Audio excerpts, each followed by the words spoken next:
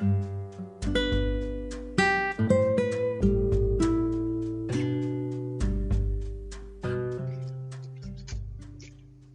and welcome to episode 23 of Stuttering Demystified. This is your host, Lori Melnitsky. In today's episode, I would really like to talk to you about some basic tips for college students getting ready for college. And this is specifically geared towards people with ADHD or who have executive functioning challenges, but I really feel these can be helpful for many. It's usually around August where I get panic calls, usually from parents around who are looking for ADHD, executive functioning coaching for their college age students. They also call me because I have a speech language pathology background, so I understand the whole function of language and processing with ADHD, and I have a college age daughter who went through this also. So I wanted to share with this because sometimes calling in August is fine because I understand that they really need help, but it's late, and the reason, and it isn't too late, but people with ADHD especially, or suspect that they have it, or even people with anxiety who have executive functioning challenges, they get overwhelmed very easily. So if you wait until the last moment, we're just more at a chance of increasing the anxiety, and they don't have enough time to prepare. So I'm going to share some tips with you that actually, to be honest, helped me when I started to go for my master's, that helped my daughter, and that have helped hundreds of people who I have worked with. So number one, so important to start preparing early. Early can be like May, even if they're leaving in August.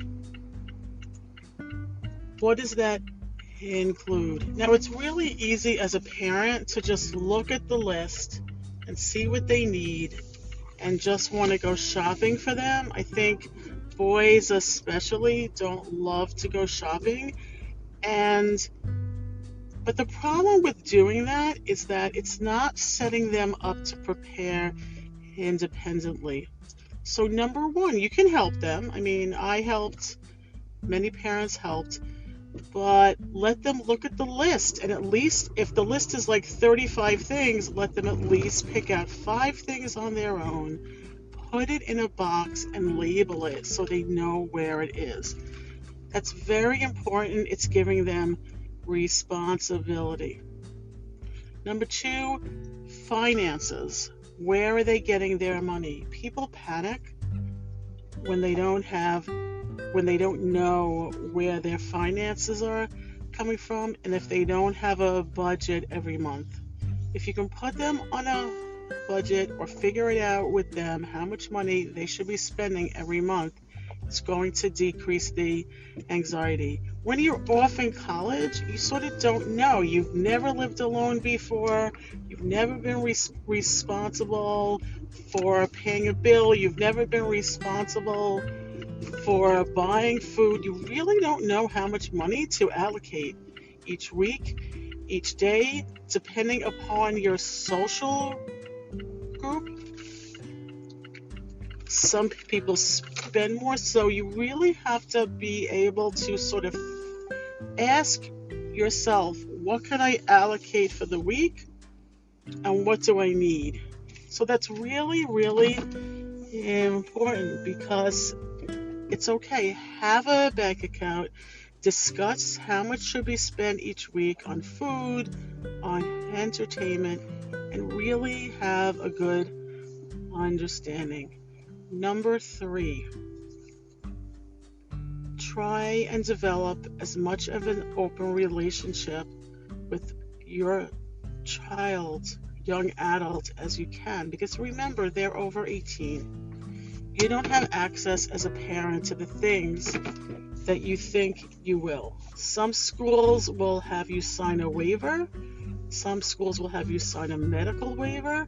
But I remember specifically, this was a mistake that I had made with my younger daughter. She had wound up in the hospital one night up in school, and I didn't know about it. And she was over 18, and they didn't have to let me know.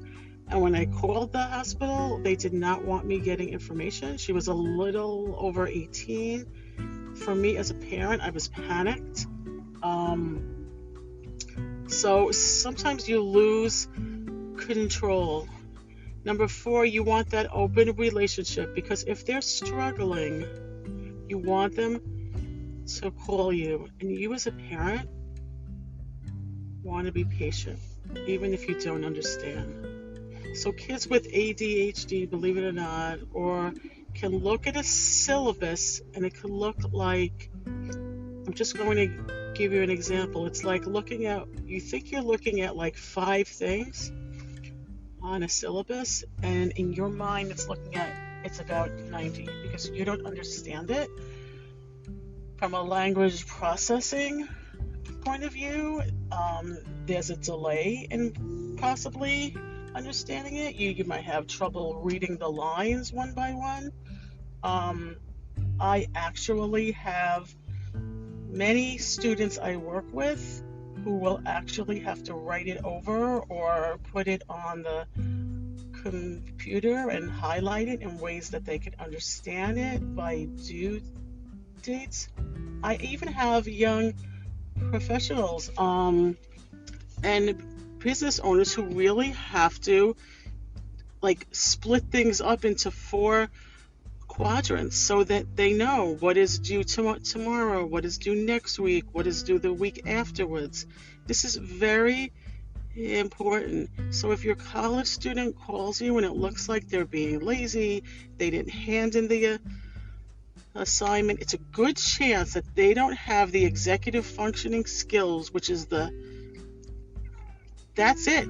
Executive functioning is the system that gets us through life. It's our organization, it's our focus, it's our prioritizing. And just because they made it through high school does not mean they have the skills for college. And we spend so much money on it, and there's so much weight put on it that we have to really, if they need the support, then get the support early so they don't go in and feel like they're being hit by a brick. And you see those warning signs, and some of these are your children who you say, wow, they like made it through high school, they made honor roll, they barely did any homework, I never saw them really write a paper, and then you're like shocked that all of a sudden in college they're being hit.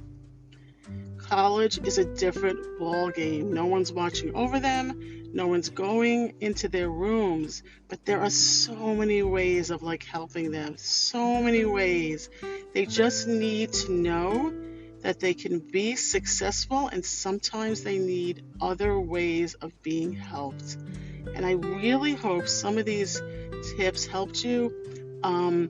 If you are a parent of a child age 16 and over, please join our Facebook group online. It's under Lori Melnitsky. I will try and post the link in the comments. We are doing group coaching for parents to really help them. If you need one-on-one coaching, it's done virtually. You can reach out at Lori, Lori, at all, A-L-L, Lori at allislandspeech.com. With the right tools and the right positive attitude and changes in mindset, you will be surprised at the success and happy that your children will have. And the best advice I can give you as a parent also is, if they call you and tell you that they're struggling and you get panicky also, try and take a deep breath and listen to them, because they need you to listen. And even though you might not understand, they need you to listen and maybe just ask a few things like, why do you think you're having a hard time? Is it hard for you to hand in things on time? Do you feel like it's too hard to read the information and absorb it? These questions, thinking aloud, are like ways of working through problems. So again, this is Lori Melnitsky, and thank you for listening to Stuttering Demystified and Beyond.